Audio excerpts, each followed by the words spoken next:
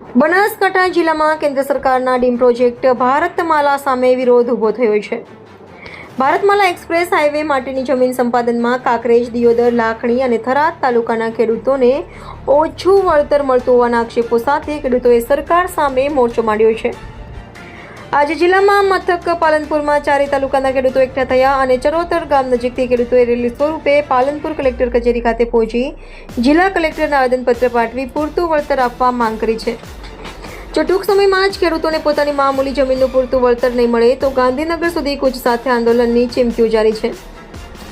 કેન્દ્ર સરકારનો dim project Bharatmala express હાઈવેને લઈ બનાસકાંઠા જિલ્લામાં થરાદથી અમદાવાદ વચ્ચે ભારતમાલા હાઈવેની કામગીરીની શરૂઆત થઈ છે। ભારતમાલા એક્સપ્રેસ હાઈવેને લઈ જમીન સંપાદન થઈ રહ્યું છે, જેમાં જે ખેડૂતોની મહામૂલી જમીન સંપાદિત થઈ રહી છે તે જમીનના ખેડૂતોને પૂરતા ભાવ નથી મળી રહ્યા। ખેડૂતોનો આક્ષેપ છે કે ખેડૂતોને પ્રતિ ચોરસ મીટરે માત્ર ₹20 થી ₹22ના ભાવ મળી રહ્યા છે, જ્યારે ખેડૂતની નજીક જ બિલ્ડરો અને વેપારીઓની એને કરેલી જમીનના પ્રતિ ચોરસ મીટરે ₹4000 થી ₹4500 ભાવ મળી રહ્યા છે, જેને લઈ ખેડૂતોમાં રોષ ભભૂક્યો છે। જોકે સંપાદિત થતી ખેતરની જમીનનું પૂરતું વળતર મેળવવા ખેડૂતોએ સ્થાનિક કક્ષાએ અનેક વખત રજૂઆતો કરવા છતાં કોઈ ઉકેલ ન આવતા રોષે ભરાયેલા કાંકરેજ, દિયોદર, લાખણી અને થરાદ વિસ્તારના ખેડૂતો આજે પાલનપુરના ચરોતર ગામ નજીક એકત્રિત થયા। મોટી સંખ્યામાં એકત્રિત થયેલા ખેડૂતોએ પોતાનો આક્રોશ વ્યક્ત કર્યો હતો અને તે બાદ રેલી સ્વરૂપે ચરોતરથી પાલનપુર જિલ્લા કલેક્ટર કચેરી સુધી 4 કિલોમીટર સુધીની રેલી યોજી જિલ્લા કલેક્ટરને આવેદનપત્ર પાઠવ્યું છે। ખેડૂતની નીકળેલી આ રેલીમાં વિપક્ષ પણ સાથે રહ્યું હતું। જિલ્લા કોંગ્રેસ પ્રમુખ સહિતના કોંગી આગેવાનો પણ ખેડૂતની સાથે પહોંચી જિલ્લા કલેક્ટરને રજૂઆત કરી ખેડૂતને પૂરતા ભાવ આપવા રજૂઆત કરી હતી। વિરોધને લઈને વધુ એક વખત ખેડૂતોની મહારેલી યોજાઈ છે, શું કહેશો અત્યારે જિલ્લા કલેક્ટર કચેરી પર? હવે અમારા વિસ્તારની અંદર ભારતમાલા રોડ નીકળેલો છે થરાદથી ગાંધીનગર સુધી। અમારા વિસ્તારની અંદર ફક્ત 20 ને 22 રૂપિયા મીટરનો ભાવ આપેલો છે। એના અનુસંધાને આપણા માનનીય કલેક્ટર સાહેબને ખૂબ રજૂઆતો કરી, મુખ્યમંત્રી સાહેબ સુધી રજૂઆતો કરી, પણ હજી સુધી અમને યોગ્ય વળતર આપેલો નથી। અમારા વિસ્તારના નેતાઓ જે એને કર્યું છે એમને 45 થી 5000 રૂપિયા મીટરના આપ્યા છે। મારા ખેડૂતને ફક્ત 20 થી 22 રૂપિયા છાસની થેલીનો ભાવ આપેલો છે। અમે ફક્ત ને ફક્ત અમારી માગણી કરીએ છીએ, જેવી રીતે એનાના ખેડૂતોને આપેલો હોય એવી રીતે મારા ખેડૂતોને પણ મળવું જોઈએ। એવી રીતે અત્યારે કલેક્ટર સાહેબને રેલી સ્વરૂપે હજારોની સંખ્યાની અંદર ખેડૂતો આવેલા છે। અમે માગણી કરીએ છીએ કે જેવી રીતે એને કરેલું હોય એવી રીતે અમને પણ ખેડૂતોને વળતર મળવું જોઈએ। જો ને મળે તો આગળના સમયની અંદર આખા ગુજરાતના ખેડૂતોને સાથે જોડી અને ઉગ્ર આંદોલન થશે અને આની જવાબદારી સરકારશ્રીની રહેશે। અમે અમારો હક માગી રહ્યા છે, કોઈ પણ ભોગે અમે હક છોડવાના નથી। જય જવાન, જય કિસાન।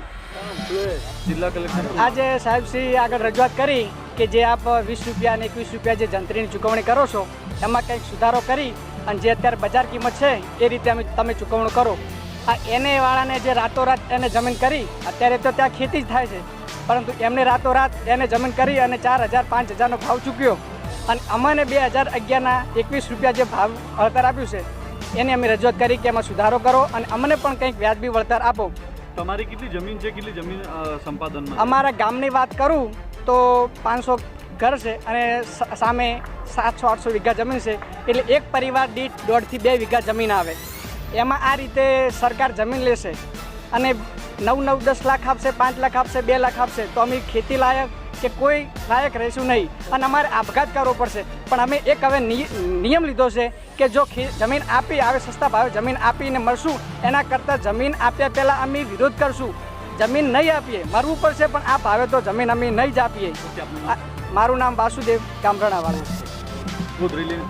આજે હજારો સંખ્યામાં અમે ખેડૂતો બધા એકઠા થઈ અને કલેક્ટર કચેરી પાલનપુર રેલી સ્વરૂપે અમે આવ્યા છીએ, કારણ કે અમારો આવવાનો મકસદ છે કે અમારે જે ભારતમાલા રોડ જે પ્રોજેક્ટ નીકળ્યો છે એ રોડની અંદર એટલો અન્યાય થયો છે કે સાહેબ એના કરતાં તો અમને એ ટોપાડીને મારી નાખ્યા હોત ને તો સારું હતું। કારણ કે 20 રૂપિયા મીટર અમારી જમીન લીધી છે સરકારે અને બાજુવાળાને 5.5, 6, 7, 8 હજાર રૂપિયા મીટરનો ભાવ આપ્યો છે। અરે અત્યારે 20 રૂપિયામાં તમને કાપડ નથી મળતો, 20 રૂપિયામાં તમને લીટર પાણી નથી મળતું અને ખેડૂતને કેટલો તમે અભણ ગણીને છેતરવાનો નીકળ્યા છો।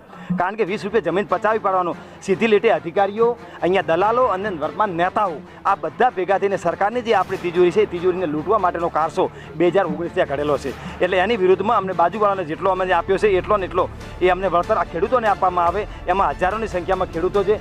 જો અમારી માગણી આજે અમે કલેક્ટર સાહેબ જોડે આવ્યા છીએ અને વિનંતી કરી છે, આ અમારી આખરી વિનંતી છે, જો અમારી વિનંતી સ્વીકારવામાં નહીં આવે તો આ ખેડૂતો હજી પાલનપુર પહોંચ્યા છે.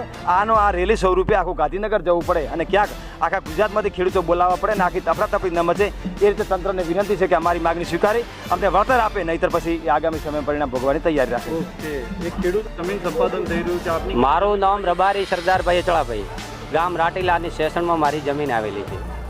મારી જમીન 1 હેક્ટર ને 23 ગોઠા, 1 હેક્ટર ને 23 ગોઠા મારી જમીન ગયેલી છે. મારો 21 રૂપિયાનો ભાવ, એટલે સાસ લેવા જો ને 21 રૂપિયા નહીં મળતી, આ કપડું લેવા જશે 21 રૂપિયા નથી મળતું. આ બેઠેલી સરકારને થોડા ઘણી ધ્યાન રાખવું જોઈએ. 21 રૂપિયા ખેડૂતની જમીન કઈ રીતે લૂંટી રહી છે. આજે અમે આવી માગણી છે તો એને 2019માં રોડ એડ્યો છે, 19માં રોડ એડ્યો ને 21-22માં જમીન એને રોડવાળી કેમ થી બીજી પાકથી વાળી નથી. અમારું જ કહેવાય એ જ માગે છે. જો ખેડૂતમાં આટલો અન્યાય કર્યો હોય, આ બેઠેલી સરકારે ધ્યાન ન રાખ્યું હોય તો અમારા ખેડૂતને કેમ પીલો છો? તમારે માગવું હોય તમે ભાઈ માગી લો, કે ભીખ માગી લો, કે ખેડૂતોને જમીન 20 રૂપિયા ને 21 રૂપિયા પડાવવાની વાતો કરો છો. તો બેઠેલી સરકારે 4300 રૂપિયા હાલતા તમને જોર નહીં પડતો, અમારા 21 રૂપિયા હાલતા તમને જોર સી રીતે પડ્યો છે? તો બેઠેલી સરકારને એમ કહેવા માંગે છે મારી 21 રૂપિયા જમીન લીધી છે, 4300 ભાવ અમને 50% જ મળવો જોઈએ કે ન મળવો જોઈએ? તો અમારા ખેડૂતને અન્યાય કેમ કર્યો છે? પૂરતો ભાવ નહીં મળે તો શું? પૂરતો ભાવ ન મળે તો અમારો જીવ આપી દઈશું, પણ જમીન તો નહીં આપી. અમારી માં છે, અમારી માગણી છે ને અમારી માં છે. માં ગદારી આ સરકારે બેઠેલી કરેલી છે, અમે નહીં કરીએ. ગાંધીનગર જવા પડશે, જશો જીવ આપી દેશે. જમીન તો એ આશા છોડી દે, પણ ન મળે. આજે રબારી સરદારભાઈ અચળાભાઈ, ગામ રાટીલા.